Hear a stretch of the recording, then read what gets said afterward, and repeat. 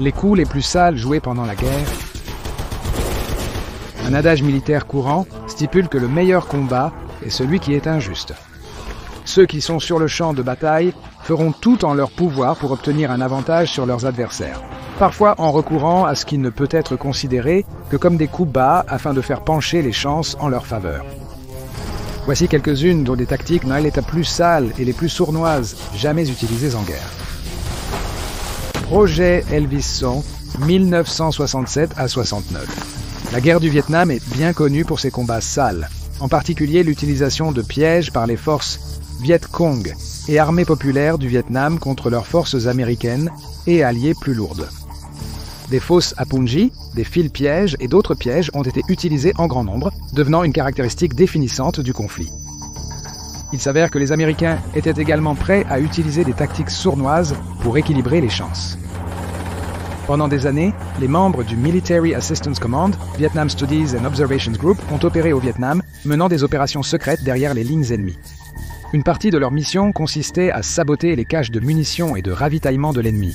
Mais ces actions ont eu un succès limité, car tout explosif utilisé pour faire sauter les dépôts de munitions dispersait souvent les obus plutôt que de les détruire, et les équipes du Studies and Observations Group étaient trop petites pour les emporter. En 1967, le colonel John Singlaub a proposé une solution non conventionnelle après avoir réfléchi à la situation. L'ancien opérateur de l'Office of Strategic Services a suggéré qu'au lieu de détruire ou de capturer les munitions trouvées, il sabote les fournitures. Il aurait été inspiré par un plan similaire mené par les Britanniques lors de la révolte du Waziristan dans les années 30.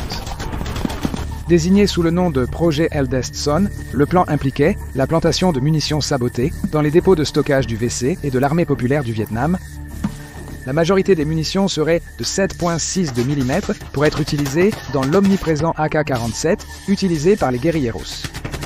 Leur charge de poudre serait remplacée par un explosif beaucoup plus puissant qui augmenterait la pression de la chambre de 45 000 psi à bien plus de 250 000, bien trop élevé pour qu'un AK puisse la gérer, provoquant une défaillance catastrophique. Cela a aussi été fait avec les munitions de 12,7 mm pour mitrailleuses lourdes et les obus de mortier.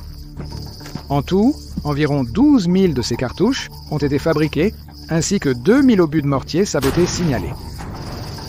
Lors de leur mission d'infiltration, les opérateurs laissaient parfois les munitions contaminées dans des caches d'armes et parfois sur les corps des guerrilleros, espérant qu'elles seraient récupérées.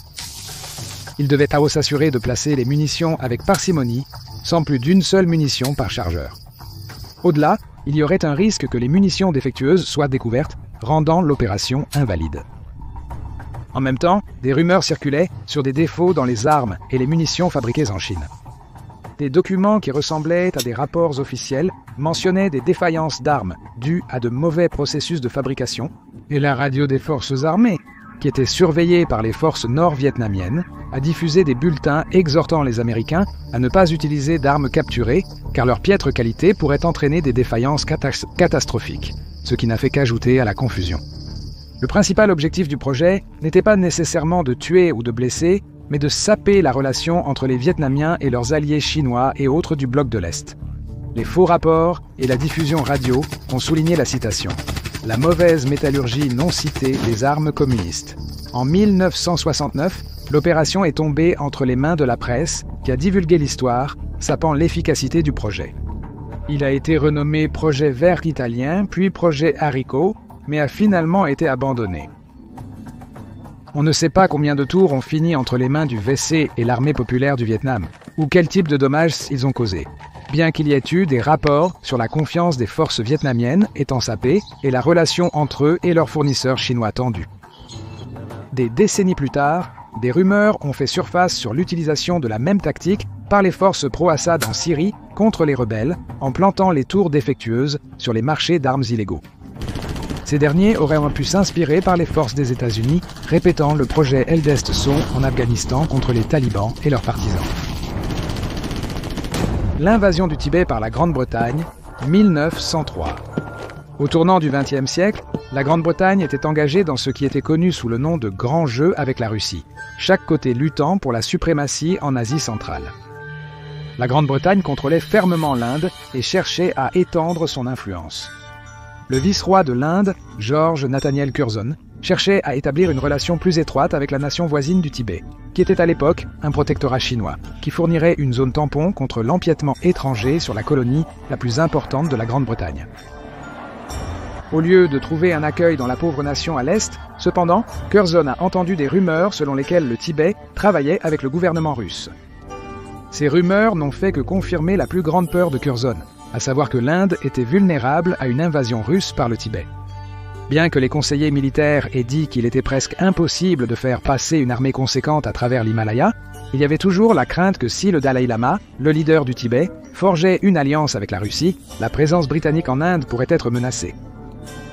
Bien que techniquement un protectorat chinois, cette emprise était très faible et à toute fin pratique, le Tibet était traité comme un pays indépendant.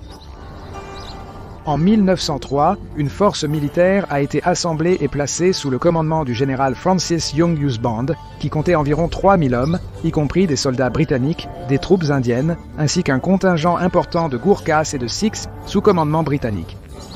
Cette force comprenait également 2 mitrailleuses Maxim et 4 pièces d'artillerie, toutes à la pointe de la technologie de l'époque. Il ne manquait qu'un prétexte pour envahir.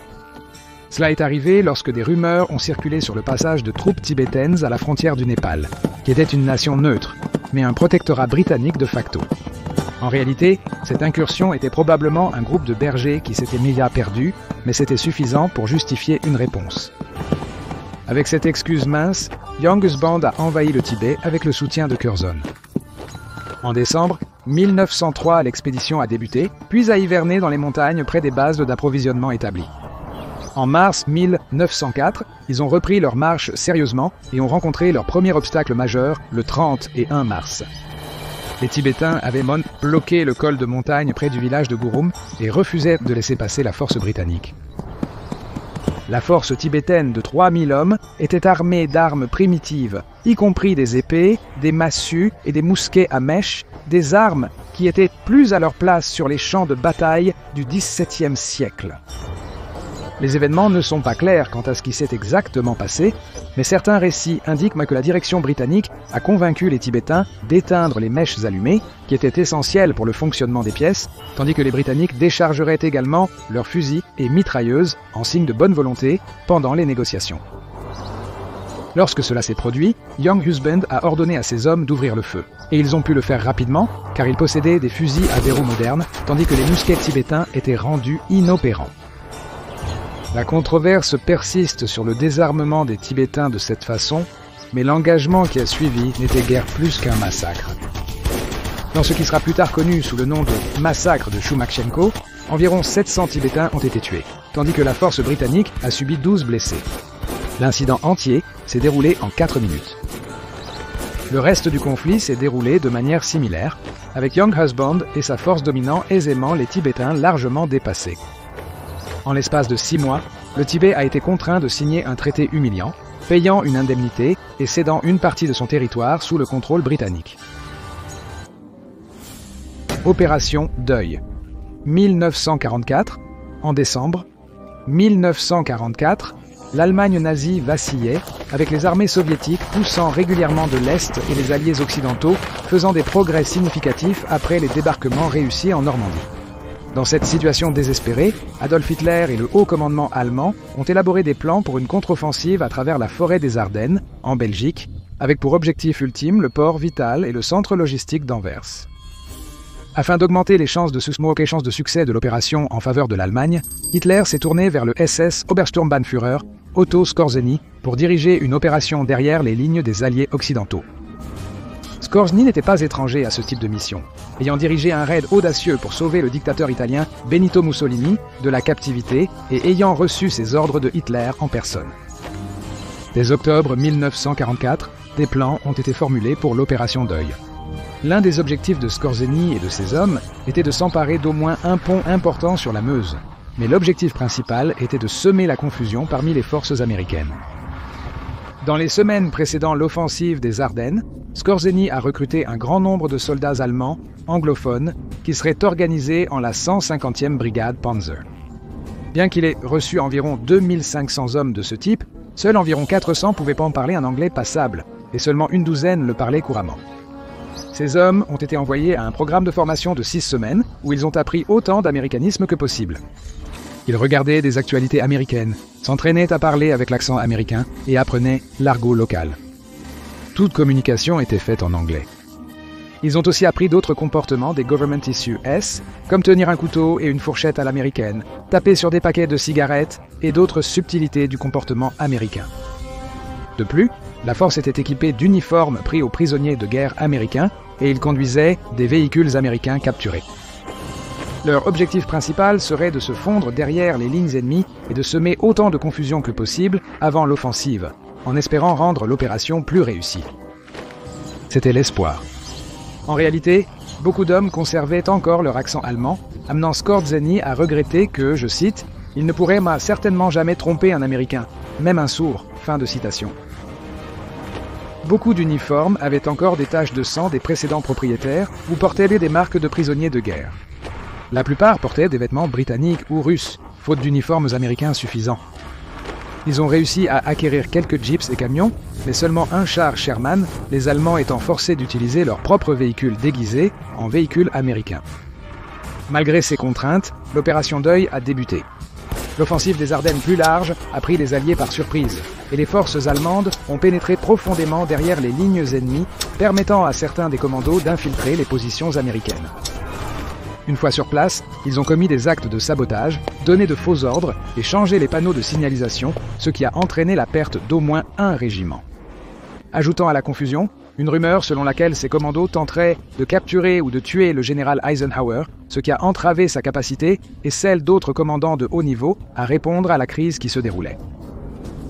Le nombre réel de commandos était faible et leur effet limité, mais les rumeurs ont rapidement exagéré leur efficacité réelle. Dans cet environnement chaotique, les forces américaines déjà déconcertées sont devenues paranoïaques, pensant que des infiltrés allemands étaient partout. Pour combattre cette menace cachée, des points de contrôle ont été établis et ceux qui y étaient arrêtés devaient répondre à des questions que seuls les Américains sauraient, comme les capitales des États, les célébrités et d'autres faits de la culture populaire. Un général américain, Bruce Clark, a été détenu pendant une demi-heure après avoir échoué à donner la réponse appropriée à propos des Chicago Cubs. Malgré la confusion, l'opération Deuil et le reste de l'offensive des Ardennes ont été un échec cuisant.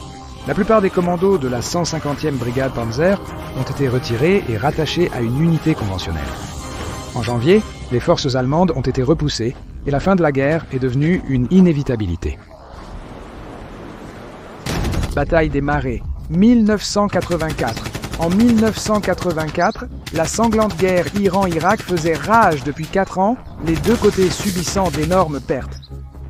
Impatients de rompre l'impasse, les militaires iraniens ont lancé une offensive dirigée contre le marais de Hawaiza et l'île de Majnoun, située dans le sud-est de l'Irak. Baptisée Opération Kabar. Le 15 février, les forces iraniennes ont commencé une poussée concentrée contre les forces irakiennes, utilisant des hors-bords pour se déplacer rapidement à travers le terrain inondé. L'un de leurs principaux objectifs était l'île de Majnoun, une parcelle de terre sèche dans le marécage.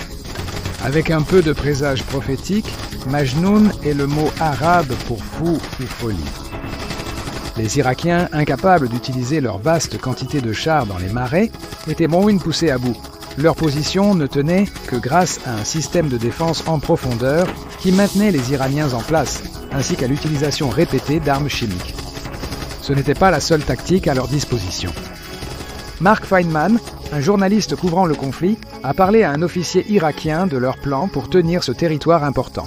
L'officier lui a fièrement montré, ainsi qu'à d'autres membres de la presse, un réseau de câbles électriques qui serpentaient des positions irakiennes jusqu'à l'eau dans les marais et les énormes générateurs qui les alimentaient.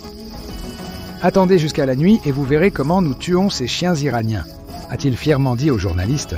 « Nous les faisons frire comme des aubergines. » Cette nuit-là, Feynman a assisté à une attaque iranienne. En réponse, les Irakiens ont tiré de l'artillerie sur les bateaux qui approchaient, forçant les Iraniens à sauter de leurs navires dans la poitrine de l'eau profonde. Alors qu'ils pataugeaient dans les marais, un ordre a été donné et les générateurs ont été mis en marche, envoyant de l'électricité dans l'eau vers les soldats iraniens. En quelques secondes, des centaines ont été électrocutés, tués instantanément par la haute tension qui traversait leur corps. Le lendemain, les corps seraient rassemblés et empilés en tas et diffusés à la télévision d'État irakienne. Il y avait au moins un rapport indiquant que les corps étaient également empilés comme des routes de fortune pour permettre le passage de chars et d'autres véhicules lourds sur le terrain boueux, bien que cela soit difficile à confirmer. Lorsque les combats ont pris fin, les forces iraniennes avaient capturé les marais hawaïens, bien qu'une offensive vers Bassora ait été repoussée. Dans l'ensemble, l'opération a été considérée comme une victoire à la Pyrrhus pour l'Iran, qui a subi de lourdes pertes lors de l'opération. La bataille de Pelusium, en 525 avant Jésus-Christ, même les commandants du monde antique ne sont pas étrangers à l'utilisation de tactiques sales associées, sales, afin de gagner, en 525 avant Jésus-Christ, après une série d'entreprises diplomatiques. L'empereur perse Cambyse II a envahi l'ancienne terre d'Égypte où les deux armées se sont affrontées pour la suprématie. À ce moment-là, la Perse était une puissance montante, s'étendant toujours plus en territoire et en influence. En revanche, les jours de gloire de l'Égypte étaient bien derrière eux et ils ne pouvaient guère résister à l'invasion.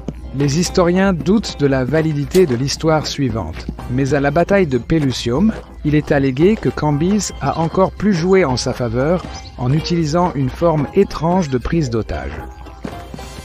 Les anciens Égyptiens croyaient en la nature sacrée de toute vie, et bien qu'ils mangèrent de la viande, cela ne représentait qu'une très petite partie de leur alimentation quotidienne. Ils gardaient de nombreux animaux comme animaux de compagnie qui étaient traités avec un haut degré de révérence, en particulier, les chats étaient donc considérés comme sacrés, étant la manifestation de la déesse Bastet. Bastet, ou parfois Baste, était représentée dans l'iconographie comme une femme avec une tête de chat et était la déesse de la fertilité, de l'accouchement, du foyer et de la protection de la famille et était populaire parmi les hommes et les femmes.